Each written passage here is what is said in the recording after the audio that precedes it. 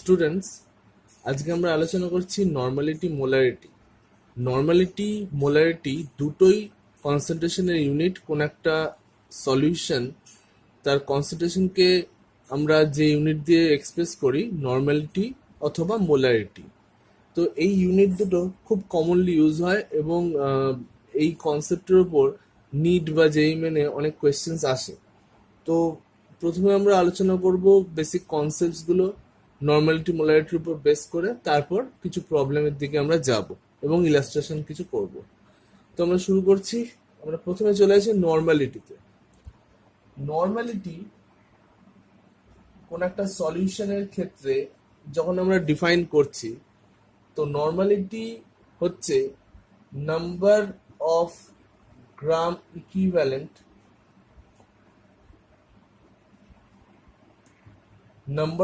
Equivalent by volume of solution in liter। তো এর মানেটা দাঁড়ালো যে প্রতি লিটারে যত গ্রাম ইকুইভ্যালেন্ট সাবস্টেন্স আছে সেটাই হচ্ছে তার নর্মালিটি। অর্থাৎ আমরা নর্মালিটি ইউনিটটা এভাবে এক্সপ্রেস করছি, total number of gram equivalent per litre of solution. একটা ছোট্ট এক্সাম্পল দিয়ে ব্যাপারটাকে ক্লিয়ার করা যাক। সাপোজ 1 লিটার সলিউশন আছে এবং তাতে রয়েছে 2 গ্রাম ইকুইভ্যালেন্ট NaOH। ওকে, 1 লিটার আমার কাছে সলিউশন আছে, তাতে 2 গ্রাম ইকুইভ্যালেন্ট NaOH আছে। তাহলে এর কনসেন্ট্রেশন কি হবে? কনসেন্ট্রেশন আমরা বলবো 2 নর্মাল। নর্মালিটিকে আমরা এভাবে ব্র্যাকেটের মধ্যে লিখছি, তো এখানে কনসেন্ট্রেশন হলো 2 নর্মাল। ঠিক আছে, কোন একটা এরকম সিচুয়েশন হতে পারে, হয়তো বলছে যে 250 ml সলিউশন আছে, 250 ml সলিউশন আছে, তাতে ধরা যাক আমরা 0.5 বা 0.25 গ্রাম ইকুইভ্যালেন্ট H2SO4 নিয়েছি তাতে। তো এত ml সলিউশনে 0.25 গ্রাম ইকুইভ্যালেন্ট H2SO4 আছে। তো এই অবস্থাতে কনসেন্ট্রেশন কত হবে? তো 250 ml যে অ্যামাউন্টটা দিচ্ছে তাতে 0.25 গ্রাম ইকুইভ্যালেন্ট আছে, তাহলে 1000 ml or 1 লিটার এই সলিউশনে কতটা অ্যামাউন্ট থাকবে? 0.25 into 1000 by 250। তো কাটলে এটা আসছে 1 গ্রাম ইকুইভ্যালেন্ট, অর্থাৎ কনসেন্ট্রেশন হয়ে গেল সলিউশনে 1 নর্মাল। তো নর্মালিটি যেটা এক্সপ্রেস করছি আমরা, সেটা হচ্ছে number of gram equivalent per litre volume of solution. ঠিক আছে, 1 লিটারে কত গ্রাম ইকুইভ্যালেন্ট অ্যামাউন্ট রয়েছে তার বেসিসে নর্মালিটি ক্যালকুলেট করা হবে। ওকে, এখন কোয়েশ্চেন হচ্ছে যে কি করে আমরা number of gram equivalent calculate করব। ঠিক আছে, তার জন্য আমাদের জানতে হবে যে ইকুইভ্যালেন্ট ওয়েট ক্যালকুলেট কিভাবে করে। ওকে, তো নর্মালি ইকুইভ্যালেন্ট ওয়েট যেটা ক্যালকুলেট করা হয় কোনো সাবস্টেন্সের ক্ষেত্রে, তো সেটা হচ্ছে molecular weight by a factor n। একটা ফ্যাক্টর ইউজ করি আমরা n, সেটা ডিভাইড করে দিচ্ছি। ডিভাইড করে দিলে মলিকুলার ওয়েটকে আমরা পেয়ে যাবো ইকুইভ্যালেন্ট ওয়েট। ওকে, তো আমরা বিভিন্ন কেসে একটু ডিসকাস করে নিই যে কিভাবে ইকুইভ্যালেন্ট ওয়েটগুলো ক্যালকুলেট হবে। অ্যাসিড, বেস, সল্ট সবগুলোর ইকুইভ্যালেন্ট ওয়েট কিভাবে ক্যালকুলেট করা যাবে সেটা একটু ডিসকাস করছি। আমি এর আগে একটা ভিডিও বানিয়েছিলাম, তাতে ডিসকাস করা আছে, তাও একটু রিক্যাপ করে দিচ্ছি। অ্যাসিডের ইকুইভ্যালেন্ট ওয়েট ক্যালকুলেট করার উপায় হচ্ছে যে মলিকুলার ওয়েট যেটা থাকবে তাকে ডিভাইড করতে হবে n ফ্যাক্টর, যেখানে n ফ্যাক্টরটা হয়ে যাচ্ছে আমাদের number of replaceable hydrogen. Number of replaceable hydrogen যেটা হবে সেটাতে ডিভাইড করে দেবো আমরা তো তাহলে পেয়ে যাবো অ্যাসিডের ইকুইভ্যালেন্ট ওয়েট। আমরা অ্যাসিডের ইকুইভ্যালেন্ট ওয়েট গুলো একটু দেখবো। যেমন H2SO4 এর ক্ষেত্রে আমরা পাচ্ছি মলিকুলার ওয়েট হচ্ছে 98, মলিকুলার ওয়েট 98, তাকে ডিভাইড করব 2 দিয়ে। কেন? রিপ্লেসেবল হাইড্রোজেন দুটো আছে, তাহলে H2SO4 ইকুইভ্যালেন্ট ওয়েট 49। যদি HCl হয় তো HCl এর ক্ষেত্রে 36.5 হচ্ছে আমার মলিকুলার ওয়েট, তাকে ডিভাইড করা হবে 1 দিয়ে, দ্যাট মিনস 36.5 আসছে। HNO3 এরও রিপ্লেসেবল হাইড্রোজেন একটাই আছে, তাহলে এখানে 63 মলিকুলার ওয়েট বাই 1, 63 হচ্ছে ইকুইভ্যালেন্ট ওয়েট। তো তিনটে মেইন অ্যাসিডের ইকুইভ্যালেন্ট ওয়েট পেলাম। এবার নেক্সট চলে আসছি আমরা অক্সালিক অ্যাসিড। অক্সালিক অ্যাসিড এর মলিকুলার ওয়েট হয় 126, এর molecular weight 126। Oxalic acid COOH2.2H2 126 molecular weight. এবার রিপ্লেসেবল হাইড্রোজেন কটা? এখানে COOH এর হাইড্রোজেনগুলো রিপ্লেসেবল হাইড্রোজেন হয়, তো হাইড্রোজেন হচ্ছে দুটো, রিপ্লেসেবল হাইড্রোজেন দুটো, ডিভাইড করে দিলাম 63। 63 হচ্ছে অক্সালিক অ্যাসিডের আমাদের ইকুইভ্যালেন্ট ওয়েট। তো এইভাবে যে কোনো অ্যাসিডের আমরা ইকুইভ্যালেন্ট ওয়েট ক্যালকুলেট করতে পারি। এবার চলে আসছি বেসের ক্ষেত্রে। তো বিভিন্ন যে বেসগুলো হয় তাদের ক্ষেত্রেও একই ফর্মুলা, বাট এখানে n হয়ে যাবে নাম্বার অফ OH মাইনাস আয়ন্স, অর্থাৎ OH মাইনাস আয়ন কটা রয়েছে সেটা দিয়ে ডিভাইড করব। সোডিয়াম হাইড্রোক্সাইডের ক্ষেত্রে মলিকুলার ওয়েট হচ্ছে 40/1 হবে, কারণ একটাই OH গ্রুপ আছে, তাহলে ইকুইভ্যালেন্ট ওয়েট 40 হলো। ক্যালসিয়াম হাইড্রোক্সাইডের ক্ষেত্রে আমরা ক্যালসিয়াম হাইড্রোক্সাইডের ক্ষেত্রে মলিকুলার ওয়েট পাচ্ছি 74, তো একে 2 দিয়ে ডিভাইড করব। কেন? OH গ্রুপ দুটো আছে, তো এটা হয়ে যাচ্ছে 37। তো এইভাবে আমরা বেস বিভিন্ন যেগুলো রয়েছে তাদের ইকুইভ্যালেন্ট ওয়েট ক্যালকুলেট করব। এবার চলে আসছি সল্টে। সল্টের ক্ষেত্রে আমরা ইকুইভ্যালেন্ট ওয়েট ক্যালকুলেশনের সময় ক্যাটায়ন আর অ্যানায়নের ইকুইভ্যালেন্ট ওয়েট আলাদা আলাদা করে ক্যালকুলেট করে অ্যাড করে দেবো। তো সোডিয়াম কার্বনেটের যদি ইকুইভ্যালেন্ট ওয়েট কেউ ক্যালকুলেট করতে চায়, তাহলে সোডিয়াম প্লাস আর তার সাথে CO3 এই দুটোর ইকুইভ্যালেন্ট ওয়েট ক্যালকুলেট করে অ্যাড করে দিলেই কাজ শেষ। অর্থাৎ সোডিয়ামের ইকুইভ্যালেন্ট ওয়েট হবে 23/1 কেন করলাম? চার্জ 1 আছে, তো সোডিয়ামের অ্যাটমিক ওয়েট 23, চার্জ আছে 1, তো ডিভাইড করলে এটা আসছে 23। কার্বনেটে আসছি। কার্বনেটের টোটাল ওয়েটটা আসছে 60, total wait carbon 12, oxygen 16, total 60, charge আছে 2, তো এটাকে ডিভাইড করলে কত আসছে? 30 আসছে। এবার দুটোকে অ্যাড করে দাও, 23 প্লাস 30, দুটোকে অ্যাড করে দিলে কত আসছে? 53। তো এইটাই অ্যান্সার আমার। তো এইভাবে আমরা ইজিলি যে কোনো সল্টের ক্ষেত্রে ক্যাটায়ন অ্যানায়ন দুটো আলাদা আলাদা করে ইকুইভ্যালেন্ট ওয়েট ক্যালকুলেট করতে পারি, অ্যাড করে দেবো, অ্যাড করে দিলে পেয়ে যাবো ইকুইভ্যালেন্ট ওয়েট। আরেকটা এক্সাম্পল করছি। Next example MgCl2। MgCl2 ক্ষেত্রে আছে ম্যাগনেসিয়াম ক্যাটায়ন, ম্যাগনেসিয়াম কি অবস্থা থাকে? Mg2+, আর ক্লোরিন থাকে Cl- হিসাবে। এবার Cl- এর আমরা জানি 35.5 হচ্ছে ইকুইভ্যালেন্ট ওয়েট, 35.5। ম্যাগনেসিয়ামের কত?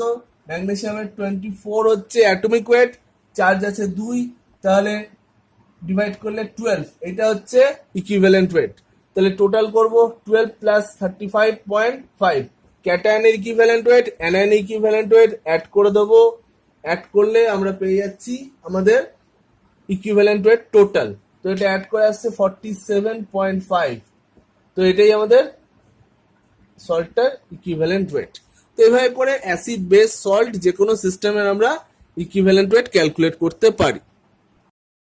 তাহলে এবার এক নজরে দেখে নেব আমরা যে ওয়ান ইকুইভ্যালেন্ট বলতে মেন যে অ্যাসিড বা বেস যেগুলো হয় তাদের কতটা অ্যামাউন্টকে বোঝাচ্ছে। তাহলে আমরা এখানে দেখে নিচ্ছি যে ওয়ান ইকুইভ্যালেন্ট HCl মানে 36.5 গ্রাম, ওয়ান ইকুইভ্যালেন্ট H2SO4 হচ্ছে 49 গ্রাম, ওয়ান ইকুইভ্যালেন্ট HNO3 হচ্ছে 63 gram, one equivalent oxalic acid 63, one equivalent NaOH 40 gram, one equivalent calcium hydroxide 37 gram. তো মেন যে অ্যাসিড বেসগুলো আছে তাদের ওয়ান ইকুইভ্যালেন্ট মানে কত গ্রাম দেখে নিলাম আমরা। এখন যদি বলা হয় যে 1 লিটার সলিউশন আছে আমাদের কাছে, 1 লিটার সলিউশনে আমরা দেখতে পাচ্ছি যে 98 গ্রাম H2SO4 আছে। ওকে, 98 গ্রাম H2SO4 আছে।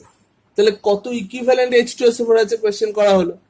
তো খুব সহজেই বার করতে পারবো আমরা।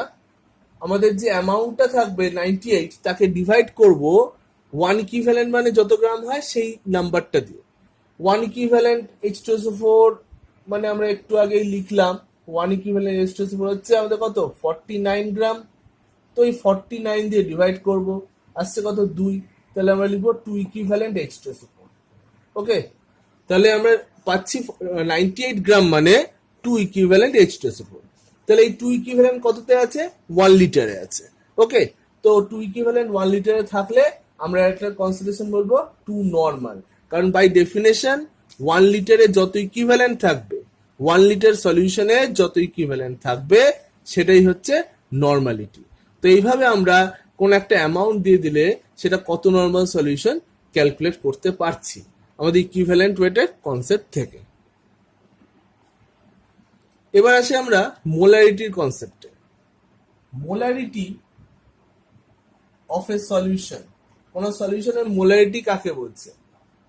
তো এটা বলছি number of moles of solute, অর্থাৎ দ্রাবের যত মোল আছে by total volume of solution, সলিউশনের যে ভলিউমটা ইন লিটার, অর্থাৎ প্রতি লিটার সলিউশনে কত মোল সাবস্টেন্স আছে তাকে বলছি আমরা মোলারিটি। 1 লিটারে যত মোল সাবস্টেন্স থাকবে সেটা হচ্ছে মোলারিটি। সাপোজ 1 লিটার সলিউশন আছে আমার কাছে, 1 লিটার সলিউশনে মনে করা যাক 1.5 মোল NaOH আছে। তো আমরা এর কনসেন্ট্রেশন বলবো 1.5 মোলার। এর কনসেন্ট্রেশন হচ্ছে 1.5 মোলার। তাহলে অলওয়েজ আমাদের সলিউশনের ভলিউম রাখবো 1 লিটার এবং সেখানে যত মোল সাবস্টেন্স থাকবে সেই হিসাবে মোলারিটি কনসেপ্টটা আসবে। ঠিক আছে, এখানে মোল কনসেপ্ট ইউজ করা হচ্ছে তাই এটাকে আমরা মোলারিটি বলছি। এবার এখানে আমাদেরকে হয়তো অন্য কোনো প্রবলেম দিতে পারে, আমাদেরকে হয়তো বলা হলো যে 5 লিটার সলিউশন আছে আমাদের কাছে, 5 লিটার সলিউশনে আমরা হয়তো পাচ্ছি 15 moles H2SO4। 5 litre সলিউশনে 15 moles H2SO4, তাহলে কনসেন্ট্রেশন কত হবে? কনসেন্ট্রেশন হবে যত মোলস আছে বাই টোটাল ভলিউম লিটারে। টোটাল ভলিউমটা বসবে ইউনিট লিটারে, তো 15/5 দ্যাট মিনস 3 মোলার। তো এটা হবে concentration of the solution in molarity. Okay, তো এই হচ্ছে আমাদের মোলারিটির কনসেপ্ট। এবার আমরা আসছি relation between normality and molarity. কোন একটা সাবস্টেন্সের ক্ষেত্রে নর্মালিটি আর মোলারিটির মধ্যে কি রিলেশন হবে সেটা একটু দেখে নেবো আমরা। তো আমরা প্রথমে এক্সাম্পল নিচ্ছি H2SO4। তো আমাদের কাছে যদি H2SO4 থাকে, H2SO4 1 লিটার আছে, 1 নর্মাল, তাহলে এখানে আমরা অ্যামাউন্ট অফ সাবস্টেন্স কত পাবো 1 ইকুইভ্যালেন্ট, কারণ বাই ডেফিনেশন আমরা বলেছিলাম যে 1 লিটারে যদি 1 ইকুইভ্যালেন্ট H2SO4 থাকে তাকে বলে 1 নর্মাল। 1 লিটারে 1 ইকুইভ্যালেন্ট H2SO4 থাকলে তাকে বলছি আমরা 1 নর্মাল।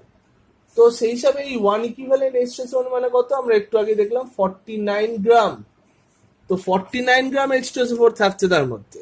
এই যে সলিউশনটার কথা বলছি আমরা, এই সলিউশনে 49 গ্রাম H2SO4 আছে। এবার 1 লিটার 1 মোলার H2SO4 যদি আমাদের কাছে থাকে, 1 মোলার H2SO4 মানে কি? মানে হচ্ছে যেখানে 1 মোল H2SO4 থাকছে। তো এই 1 মোল মানে কত? 98 গ্রাম, কারণ মলিকুলার ওয়েট 98, H2SO4 এর মলিকুলার ওয়েট 98। তো 1 মোলার যদি H2SO4 হয় তাতে 98 গ্রাম আছে, 1 নর্মাল যদি হয় তাতে 49 গ্রাম আছে। তাহলে আমরা বলতে পারি যে 98 মানে হচ্ছে 49 ইন্টু 2, অর্থাৎ অর্থাৎ এই সলিউশনের মধ্যে যতটা H2SO4 আছে তার অর্ধেক পরিমাণ আছে এই সলিউশনে। ঠিক আছে, তাহলে একই পরিমাণ H2SO4 এখানে যেটা 98 গ্রাম আছে, এর কত লিটারে সেই 98 গ্রাম থাকবে? 2 লিটারে। যদি আমি এখানে 1 লিটারটাকে চেঞ্জ করে 2 লিটার করে দিতাম, 2 লিটার করে দিলেই তাহলে 49 ইন্টু 2 98 গ্রাম H2SO4 হতো।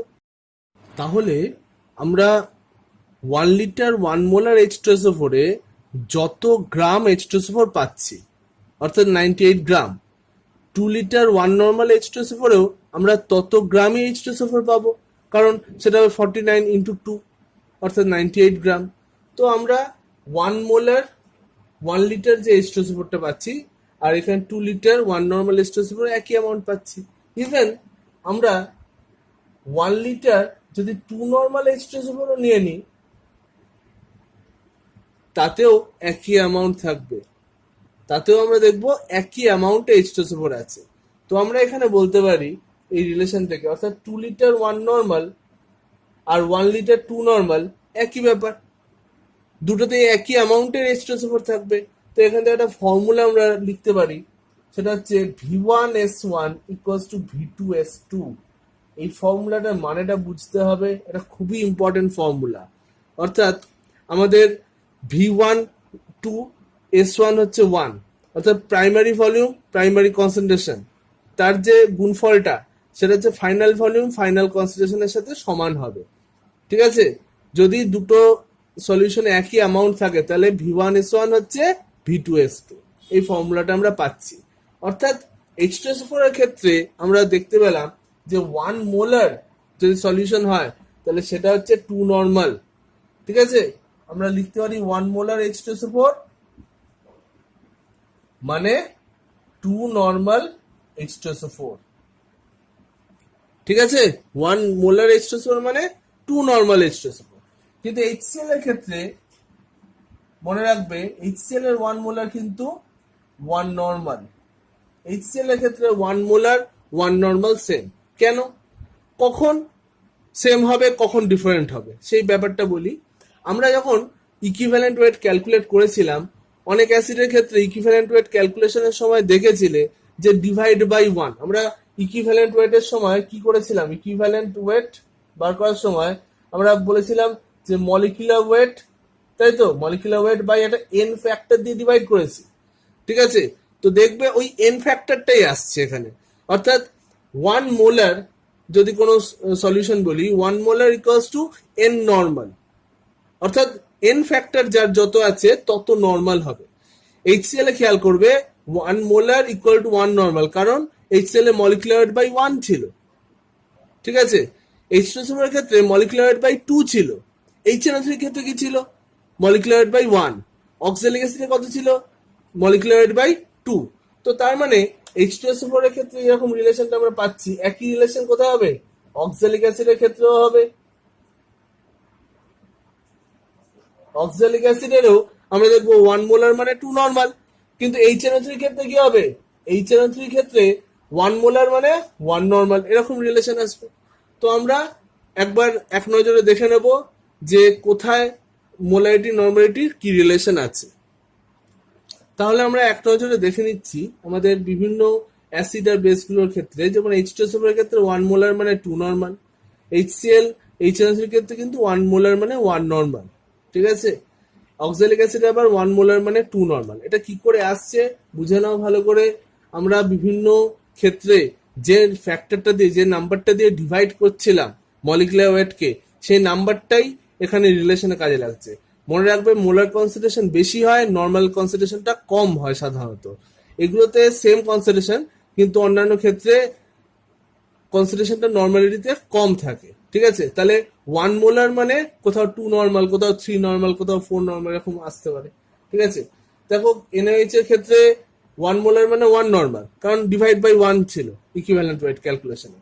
এখানে কিন্তু 1 মোলার মানে 2 নর্মাল, কারণ ক্যালসিয়াম হাইড্রোক্সাইডের ক্ষেত্রে আমরা ডিভাইড বাই 2 করেছিলাম। ঠিক আছে, ওই নাম্বারটা ইউজ করলে আমরা সহজে মোলারিটি নর্মালিটি রিলেশনগুলো বুঝতে পেরে যাব। লাস্ট আরেকটা দেখিয়ে দিচ্ছি, 1 মোলার H3PO4, এটা ট্রাইবেসিক অ্যাসিড আমাদের, তাই তো? 3টে রিপ্লেসেবল হাইড্রোজেন আছে, তাহলে এখানে কি হবে? 3টে রিপ্লেসেবল হাইড্রোজেন হলে 3 নর্মাল হবে, H3PO4। ওকে, এইভাবে আমরা আমাদের রিলেশনগুলো ইউজ করবো, নর্মালিটি মোলারিটি রিলেশন।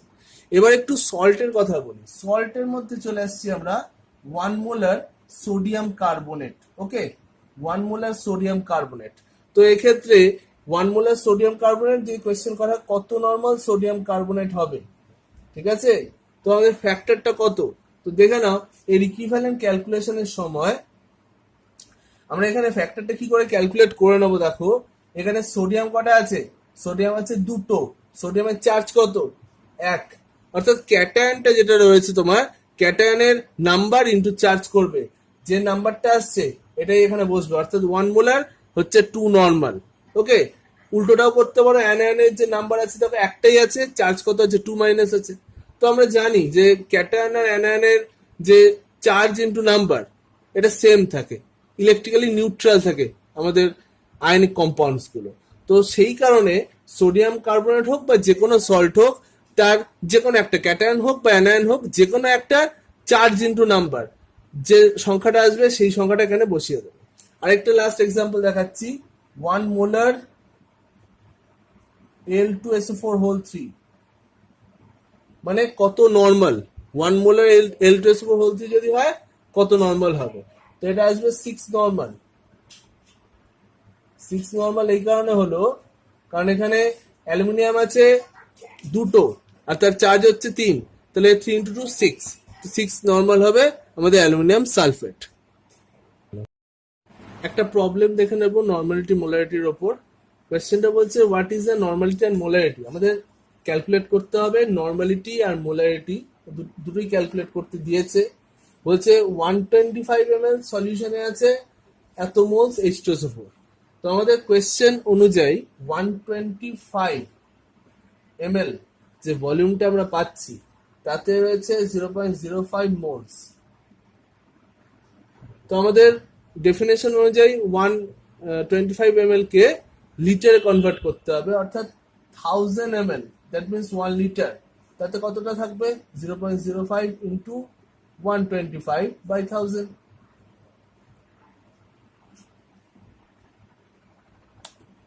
থাকবে 0.05 ইন্টু 1000/125।